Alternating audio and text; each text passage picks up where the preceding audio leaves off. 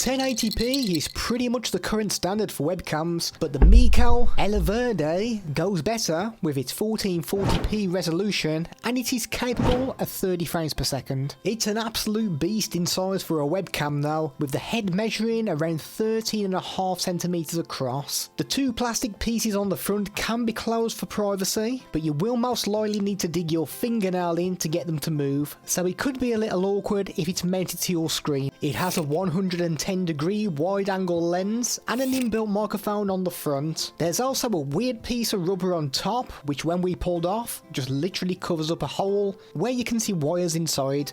So yeah, don't pull the rubber out. It has a 1/4-inch thread on the bottom to attach a tripod, and you're in luck because this one comes with its own tripod in the box. There's rubber pads on the bottom to get it attached to your screen and prevent damage, and the head itself has some movement on the sides, has a little bit of tilt forwards and backwards, and it can be rotated a full 360 degrees if you need to. There's no light on the front to say that there is power going to it, but when the webcam is active there will be a green light, and it's compatible with Windows, Mac and Linux. Beginning in a dark room at 1440p, and the image quality is awful. There is a lot of pixelation all over the image, so if you need a webcam to use in the dark, this bad boy is not going to be the one. We're not getting the full 30 frames per second either, so it's time to see what it can do when we bring in natural light, and as you can see, the difference is massive. The pixelation has disappeared, so you can quite clearly see us. Even though it's 1440p, we have seen some 1080p webcams which deliver a better overall image. It still doesn't look as though we're hitting that full 30 frames per second either, with it being a little juddery when we move around. We did test it out at 1080p to see if there was any change, but all we saw was a loss in image quality, with the movement still looking pretty much the same.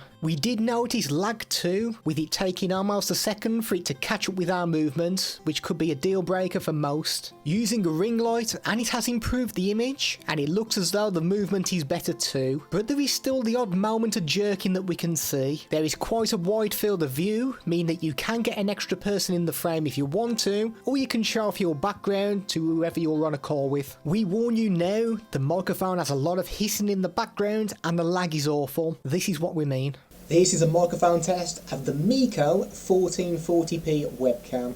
This is the kind of audio you can expect from the inbuilt microphone on this webcam. Focusing on a small object, and we're in focus until around 6 inches or so away. The colour representation actually looks good during this test too. If you want to focus on text, then it looks as though the 1440p resolution really does help, especially when we get some distance between the paper and the webcam. If it's very close, then expect some blurring, but if you put this on a tripod, then it should do well with text. Using the chroma key filter in OBS to remove our green screen, and it produced a great result. We didn't mess about with any settings, just dropped the filter on there and it removed the green screen. The overall image looks good, but there is a little bit of flickering around the outside of us, which is more noticeable on our sleeves. Whilst it's not the worst webcam we've seen, the lag is going to be a huge issue for many, and even though it's 1440p, we feel that a webcam like the Creative Live Cam is giving out a crisper image even though it's 1080p. If this video has been useful, then feel free to give it a like and share it if it will help someone that you know. A massive thank you to our channel members for supporting us, and your early access video is on the way.